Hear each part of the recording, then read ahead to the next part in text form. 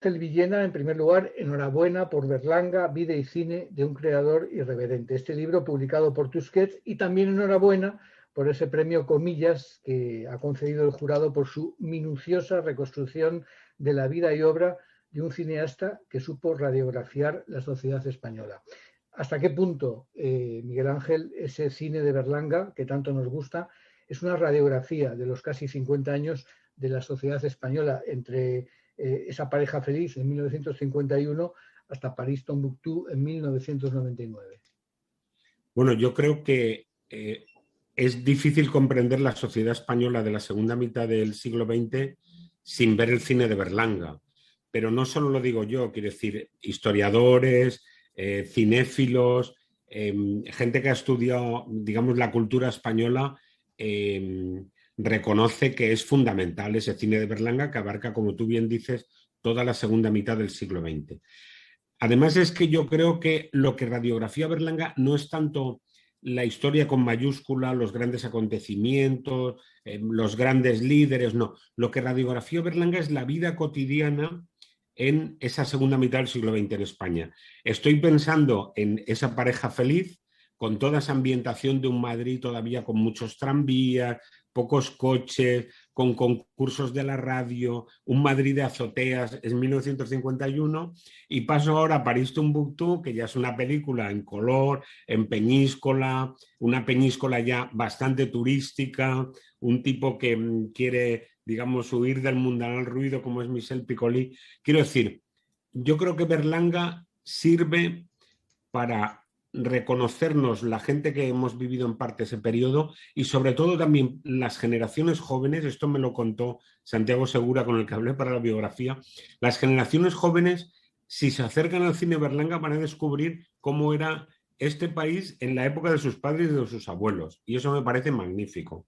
¿Cómo podríamos definir el término berlanguiano, más allá de cómo lo define la academia? Que precisamente la academia ha aceptado el término berlanguiano, dice concretamente perteneciente o relativo a Luis García Berlanga, cineasta español, o a su obra, Estudios berlanguianos. Y en segundo, el adjetivo que tiene rasgos característicos de la obra de Luis García Berlanga, una situación berlanguiana. ¿Cómo podríamos definir más este? No, la verdad es que la RAE no se ha estrujado mucho la cabeza para definir berlanguiano. Yo creo, me lo han preguntado en más de una ocasión y yo mismo me lo pregunté. Yo creo que berlanguiano se refiere a una situación grotesca y exagerada y que parece absurda, pero que en el fondo es real. Es decir, berlanguiano sería una caricatura de la realidad. Porque todos vemos situaciones que decimos, joder, parece una película de Berlanga, pero es que lo estamos diciendo de una situación real, ¿no? O vemos a un tío por la calle o a una tía y decimos, joder, fíjate, parece un personaje de Berlanga.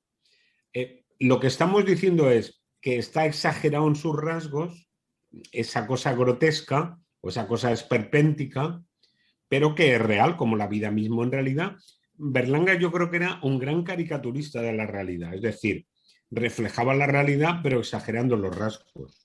Muy bien. Tú, no sé, ¿eres más del Verdugo, de Plácido o de Bienvenido Mr. Marshall? Para mí estas tres son las mejores de su filmografía. Todo me puede interesar. Por ejemplo, recuerdo que Tamaño Natural, que también es muy interesante, la vi en París, fíjate, yo estaba en el año 74 en París, en francés es Grandeur Nature, y estaba la ciudad llena de esos carteles y me fui a verla al cine, esa película. En mi época pasé unas temporadas allí. Tú, de estas tres, o si tienes alguna otra, ¿cuáles son tus preferidas? Las más berlanguianas del cine de Berlanga. Es difícil, Eduardo, quedarse con una o incluso con dos o con tres. Vamos a ver, yo creo que de las 17 largometrajes que dirigió Luis García Berlanga, en mi opinión y en la de mucha gente, hay 5 o 6 que son auténticas obras maestras. Las 3 que tú has citado por descontado, El Verdugo, Plácido y Bienvenido Mr. Marshall. Pero luego quiero recordar una película como La Escopeta Nacional, que arranca la serie esa sobre la transición. A mí me gusta mucho también La Vaquilla, a pesar de que fue polémica en su momento, pero fue una película muy popular y la primera aproximación a la guerra civil en clave de comedia. Y luego también me gusta alguna también del final, pues por ejemplo Todos a la cárcel me parece una película muy berlanguiana. Pero si me tengo que quedar con una, para mí es El Verdugo. Para mí El Verdugo es una absoluta obra maestra, ya no solo del cine español, y no porque lo diga yo, sino del cine europeo, incluso del cine universal, ¿no? Me parece El Verdugo una película redonda porque combina una anécdota personal, la lucha por la vida de la gente sencilla, es un alegato contra la pena de muerte, refleja la España de la época, pero al mismo tiempo es una película muy universal porque sus personajes se pueden dar en cualquier país. Pero ya te digo, es difícil quedarse con una. Si tengo que quedarme es con El Verdugo y creo que hay 5 o 6 obras maestras en la filmografía de Berlanga. Podemos hablar, si quieres, si te parece, de la relación de... Ha habido dos cineastas, uno guionista, el otro director, que han sido una gran parte de la obra de Berlanga, que han estado metidos ahí. Empezó con Bardem, las 3 primeras películas, con Bardem, esa pareja feliz, Bienvenido Mr. Marshall, y luego se separaron.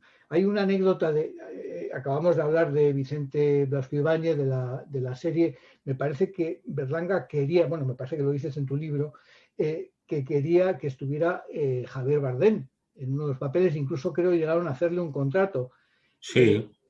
La enemistad que surgió o algo, el rencor que hubo pudo afectar a esa decisión de Javier Bardem de suspender un contrato que además le supuso, le denunciaron por ello, ¿no?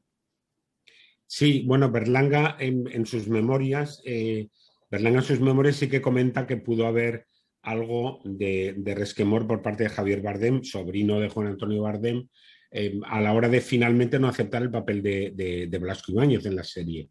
De todos modos, Juan Antonio Bardem y Berlanga se separan, digamos, un poco al principio de sus carreras, pero yo creo que básicamente por diferencias ideológicas. Y no solo ideológicas, digamos, de política, sino también de talante. O sea, Berlanga es un pasota, un anarquista burgués, como él decía, un bon vivant, un tipo que critica el poder y la realidad, pero a través de la comedia. Y por otro lado, Bardem es un ortodoxo militante del Partido Comunista, partidario del drama, del drama como género cinematográfico y partidario de un compromiso político más explícito.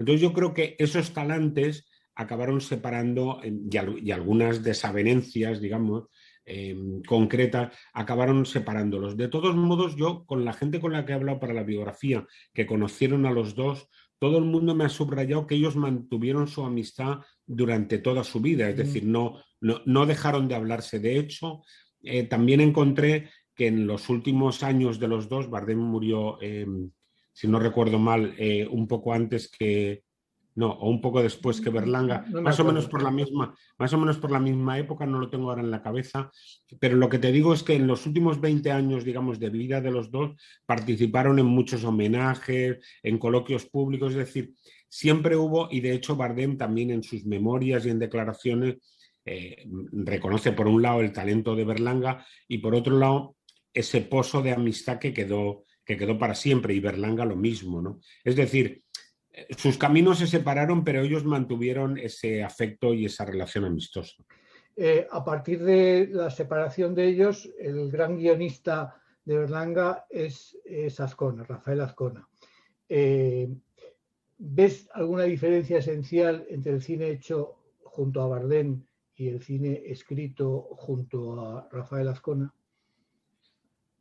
Yo creo que lo que se agudiza con Azcona es una visión como más de humor negro, como más pesimista. O sea, el humor negro o el escepticismo ya está bastante presente en el cine de Berlanga con Bardem, ¿no?